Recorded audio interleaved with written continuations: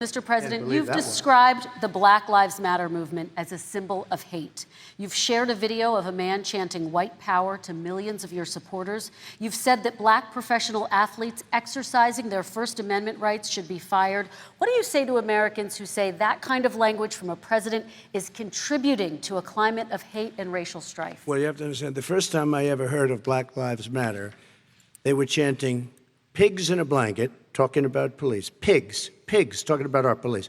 Pigs in a blanket, fry them like bacon. I said, that's a horrible thing. And they were marching down the street.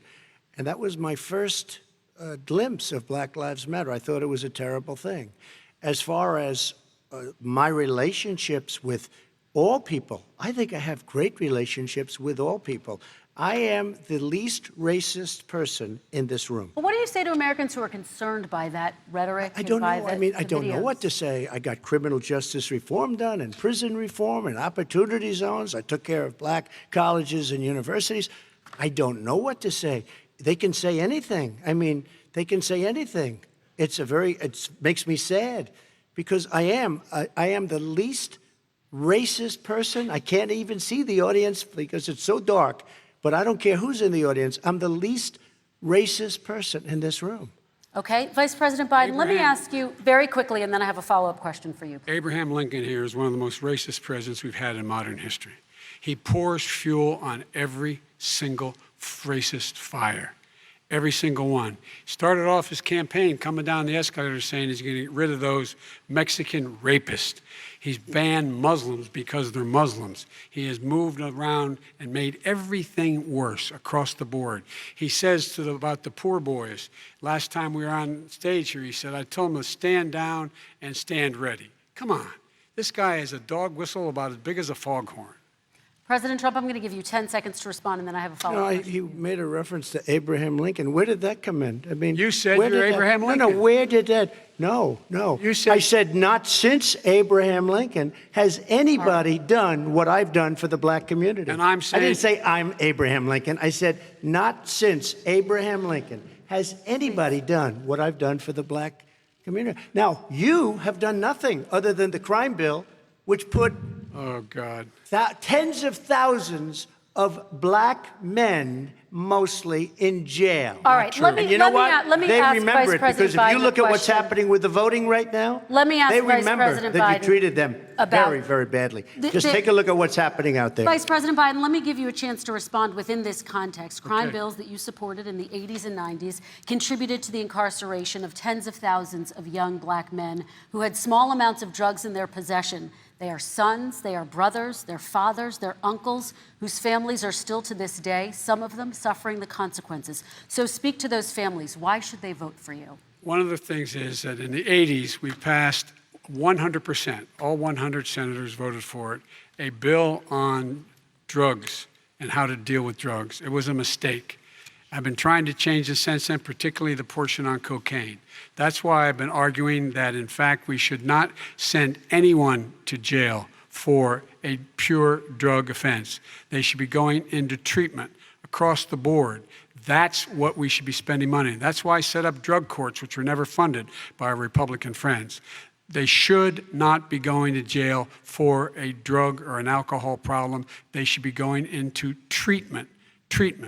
That's what we've been trying to do. That's what I'm going to get done because I think the American people have now seen that, in fact, it was a mistake to pass those laws relating to drug. But they were not in the crime bill. But why didn't he get it done? See, it's all talk, no action with these politicians. Why didn't he get it done?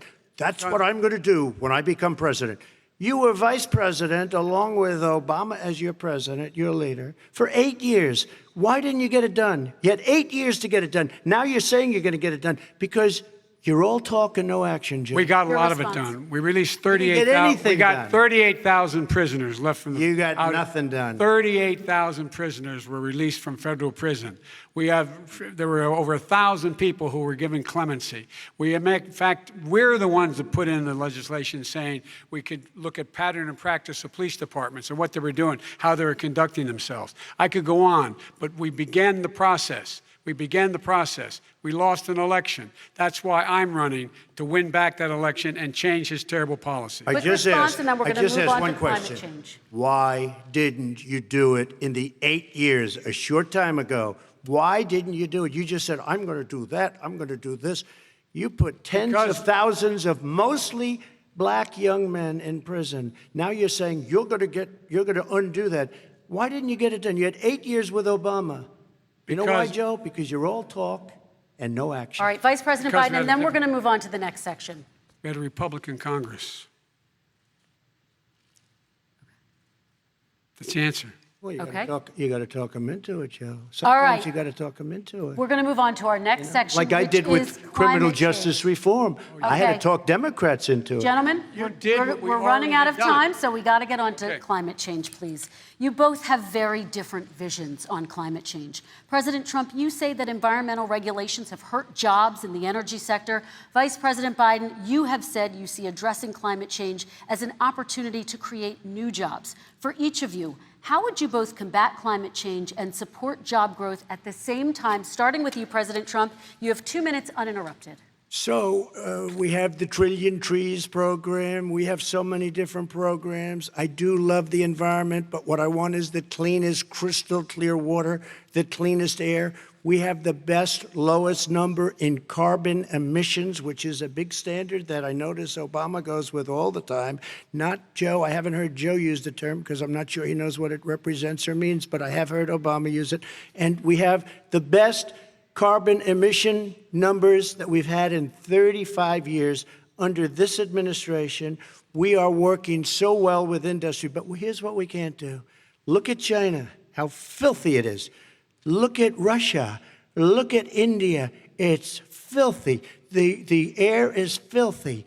The Paris Accord, I took us out because we were going to have to spend trillions of dollars, and we were treated very unfairly. When they put us in there, they did us a great disservice. They were going to take away our businesses. I will not sacrifice tens of millions of jobs, thousands and thousands of companies because of the Paris Accord. It was so unfair. China doesn't kick in until 2030. Russia goes back to a low standard, and we kicked in right away. It would have destroyed our businesses. So, you ready? We have done an incredible job environmentally. We have the cleanest air, the cleanest water, and the best carbon emission standards that we've seen in many, many years. Vice President And we Biden. haven't destroyed our industries. Vice President Biden, 2 minutes to you, uninterrupted. Climate change and climate warming, global warming, is an existential threat to humanity. We have a moral obligation to deal with it. And we're told by all the leading scientists in the world we don't have much time. We're going to pass the point of no return within the next 8 to 10 years. 4 more years of this man eliminating all the regulations that were put in by us to clean up the climate, to limit limit emissions, will put us in a position where we're going to be in real trouble. Here's where we have a great opportunity. I was able to get both all the environmental organizations as well as labor, the people worried about jobs, to support my climate plan. Because what it does, it will create millions of new good-paying jobs. We're going to invest in, for example, 50,000 charging stations on our highways so that we can own the electric car market of the future. In the meantime, China is doing that. We're going to be in a position where we're going to see to it that we're going to take 4 million existing buildings and 2 million existing homes and retrofit them so they don't leak as much energy, saving hundreds of millions of barrels of oil in the process and creating significant number of jobs. And by the way, the whole idea of what this is all going to do, it's going to create millions of jobs, and it's going to clean the environment. Our health and our jobs are at stake. That's what's happening. And right now, by the way, Wall Street firms indicated that my plan will in fact create 18.6 million jobs, 7 million more than his. This is from Wall Street. And I'll create $1 trillion more in economic growth than his proposal does. Not on climate, just on the economy. President Trump, your response. They came out and said very strongly, $6,500 will be taken away from families under his plan. That his plan is an economic disaster. If you look at what he wants to do, if you look at his plan, his nothing to do with environmental climate. plan, you know who developed it? AOC +3. They know nothing about the climate. I mean, she's got a good line of stuff, but she knows nothing about the climate. And they're all hopping through hoops for AOC +3. Look, their real plan costs $100 trillion. If we had the best year in the history of our country for 100 years, we would not even come close to a number like that. When he says buildings, they want to take buildings down because they want to make bigger windows into smaller windows. As far as they're concerned, if you had no window, it would be a lovely thing. This is the craziest plan that anybody has ever seen. And this wasn't done by smart people. This wasn't done by anybody. Frankly, I don't even know how it can be good politically. Right. They want to spend $100 trillion. That's their real number. He's trying to say it was 6. It's $100 trillion. They want to knock down buildings and build new buildings with little, tiny, small windows. I mean, and many other things. Okay. And many other things. Let me have the Vice President It respond, is and we're running out of crazy. time, and we have a lot And more you'll questions to destroy get our to. country. So let's hear from the Vice President. I have a number more questions. I don't know where he comes from. I don't know where he comes up with these numbers. Queens. $100 trillion. Give me a break. This plan is endorsed by every major environmental group and every labor group. Labor, because they know the future lies. The future lies in us being able to breathe, and they know there are good jobs in getting us there. And by the way, the fastest growing industry in America is solar energy and wind. He thinks wind causes cancer, windmills. It's the fastest growing jobs, and they pay good prevailing wages, $45, $50 an hour. We can grow and we can be cleaner if we go the route I'm proposing. President Trump, Excuse me. please We are respond, and then I have some We are follow-ups. energy independent for the first time. We don't need all of these countries that we had to fight war over because we needed their energy. We are energy independent. I know more about wind than you do. It's extremely expensive, kills all the birds, it's very intermittent, it's got a lot of problems, and they happen to make the windmills in both Germany and China. And the fumes coming up, if you're a believer in carbon emission, the fumes coming up to make these massive windmills is more than anything that we're talking about with natural gas, which is very clean. One other thing. Find me a scientist Solar. that said that. I love solar, but solar doesn't quite have it yet. It's not powerful yet to really run our big, beautiful factories that we need to compete with the world. So False. It's all a pipe dream. But you know what we'll do? We're going to have the greatest economy in the world. But if you want to kill the economy, get rid of your oil industry. You want, and what about fracking? All right, now, let me now we have to ask let him me about allow fracking. Vice President Biden to I respond. never said I oppose fracking. You said it on tape. I did. Show the tape. Put it on your website. I'll put it on. Put it on the website. The fact of the matter is Showed he's it last flat lying. Would you Flat- rule out banning fracking? I do rule out banning fracking because the answer, we need other industries to transition to get to ultimately a complete zero emissions by 2025. What I will do with fracking over time is make sure that we can capture the emissions from the fracking, capture the emissions from gas. We can do that, and we can do that by investing money in doing it, but it's a transition to that. I have one more question in this pod, and then Excuse me. we have. He was against fracking. He said it. I will show that to you tomorrow. I Good. am against fracking. Until he got the nomination, went to Pennsylvania, then he said, but you know what, Pennsylvania? He'll be against it very soon because his party is totally against it. Fracking on federal land, I said. No fracking You said and or fracking. oil You on didn't say federal Let land. me ask this I final did. question in this section, and then I want to move on to our final section. President Trump, people of color are much more likely to live near oil refineries and chemical plants. In Texas, there are families who worry the plants near them are making them sick. Your administration has rolled back regulations on these kinds of facilities. Why should these families give you another 4 years in office? The families that we're talking about are employed heavily, and they are making a lot of money, more money than they've ever made. If you look at the kind of numbers that we produce for Hispanic, for Black, for Asian, it's 9 times greater, the percentage gain, than it was in 3 years, than it was under 8 years of the 2 of them. to put it nicely. 9 times more. Now, somebody lives, I have not heard the numbers or the statistics that you're saying, but they're making a tremendous amount of money economically. We saved it. And I saved it again a number of months ago when oil was crashing because of the pandemic. Okay. We saved it. We got, say what you want about relationship, we got Saudi Arabia, Mexico, and Russia to cut back, way back. We saved our oil industry, and now it's very vibrant again. All right. And everybody has very inexpensive gasoline. Remember Vice that. President Biden, your response, and then we're going to have a final question for both of you. My response is that those people live on what they call fence lines. He doesn't understand this. They live near chemical plants that, in fact, pollute, chemical plants and oil plants and refineries that pollute. I used to live near that when I was growing up in Claymont, Delaware. And more oil refineries in Marcus Hook and the Delaware River than there is any place, including in Houston at the time. When my mom get in the car and when there was first frost to drive me to school, turn in the windshield wiper, there'd be oil slick in the window. That's why so many people in my state were dying and getting cancer. The fact is, those frontline communities, it doesn't matter what you're paying them, it matters how you keep them safe. What do? And you impose restrictions on the pollutants the pollutants coming out of those fence line communities. Okay, I have one final Would question. he close down the oil industry? It falls. Would you close down the falls- oil By industry? the way, I would transition from the oil industry, yes.